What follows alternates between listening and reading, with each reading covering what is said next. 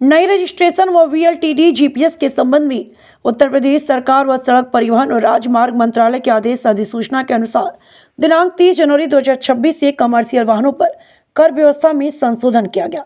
विवरण: 10 लाख तक मूल्य वाले कमर्शियल वाहनों पर 10.5% एक मुश्त कर लागू होगा।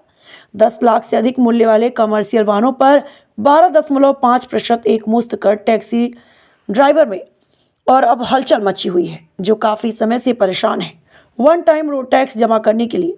हमारे साथ हरिशंकर पांडे जी, आशीष जायसवाल, सभी लोग जानकारी देने के लिए एकत्रित हुए। आइए सुनाते हैं विस्तार से।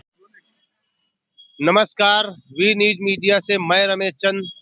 मैं खड़ा हूं बाराबंकी पुलिस लाइन चौराहे पे और बात करूंगा जो कमर्शियल गाड़ी है। हमारे साथ कुछ ड्राइवर भाई हैं, वो बता रहे हैं कि गवर्नमेंट जो वन टैक्स का ये निकाला है नियम, तो लोग क्या है कि 3 माह के लिए रोड टैक्स नहीं जमा कर पा रहे हैं, तो ये वन टाइम कैसे जमा करेंगे। आप देख लेना, एक न एक गाड़ी कोई ऐसा होता है कि 2-2 महीने टैक्स नहीं जमा कर पाते हैं और गवर्नमेंट ने ये 1 साल का वन टाइम का जो दिया है रूल, पहले 1 साल का था, अब दे दिया है वन टाइम का रूल। तो वन टाइम का रूल किसी का 90,000 आ रहा, किसी का 75,000 आ रहा। जब 4,000 3 माह के लिए नहीं भर पा रहा तो वो वन टाइम कैसे भर पाएगा। तो इसलिए मैं, हमारे साथ सहयोगी हैं एचएस पांडे जी, तो मैं इनसे बात करता हूँ, जो भी समस्या है ये बताएंगे हमें। नमस्कार, वी न्यूज मीडिया में आपका स्वागत है। नमस्कार रमेश जी। देखिए, बात ऐसी है कि सरकार नए नियम तो बहुत जल्दी लगाती है। जी जी जो पहले के नियम बने हुए हैं, जो जी चालकों के हित के लिए, जो टैक्सी के हित के लिए हैं, वो लागू नहीं कर रही है। 2019 की बनी एग्रीगेटर पॉलिसी सरकार को लागू करने में शर्म आ रही है। सीएनजी के रेट आसमान छूते जा रहे हैं। ठीक है, उसके बाद नए नए नियम, इतना पैसा कहाँ से कोई लाएगा। एक पुरानी खटारा गाड़ी खरीदने के बराबर वन टाइम टैक्स जमा करना पड़ेगा।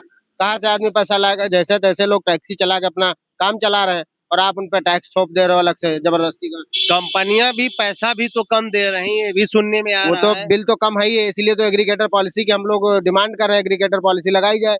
भारत टैक्सी ऐप लॉन्च हुआ, कहीं कहीं पे लॉन्च हुआ, कहीं पे भी लॉन्च नहीं हुआ है।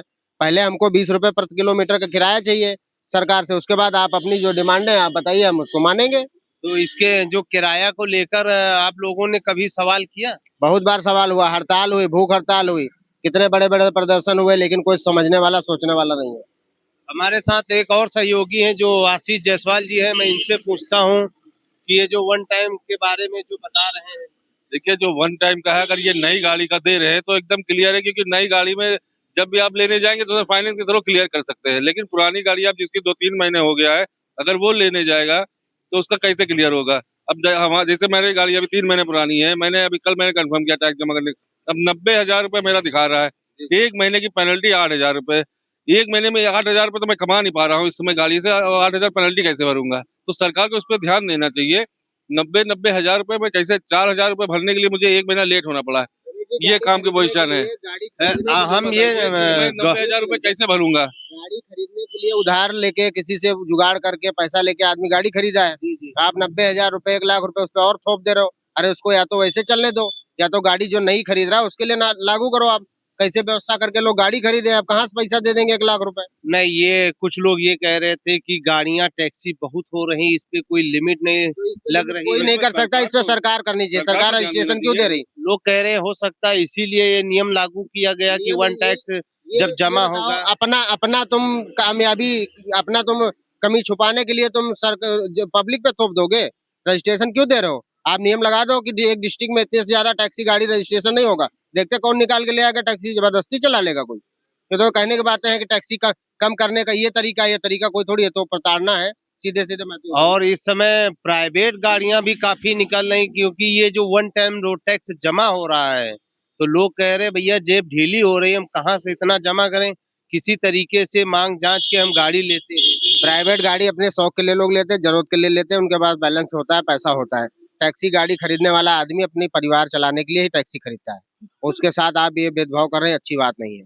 ये सरकार को सोचना चाहिए और इसके बहुत दुष्प्रभाव पड़ेंगे, क्योंकि लोग कहते हैं, कहावत भी है, मानते तो लोग नहीं है, चालक जो है वो अर्थव्यवस्था की धुरी है। उसको आप नजरअंदाज कर रहे हैं, वो अच्छी बात नहीं है हमारे हिसाब से। बहुत बहुत धन्यवाद आपको पांडे जी, जो आपने जानकारी दिया है। जो वन टाइम रोड टैक्स जमा कर रहे हैं, तो कहीं न कहीं देखा जाए इतनी कमाई नहीं है टैक्सी गाड़ियों में। तो ये 3 माह का जो रोड टैक्स 4160 रुपया था, वो नहीं जमा कर पाए, तो वन टाइम का कैसे जमा करेंगे। बहुत-बहुत धन्यवाद भाइयों का। आशीष जायसवाल जी हमारे साथ थे और एच.एस. पांडे जी, नमस्कार।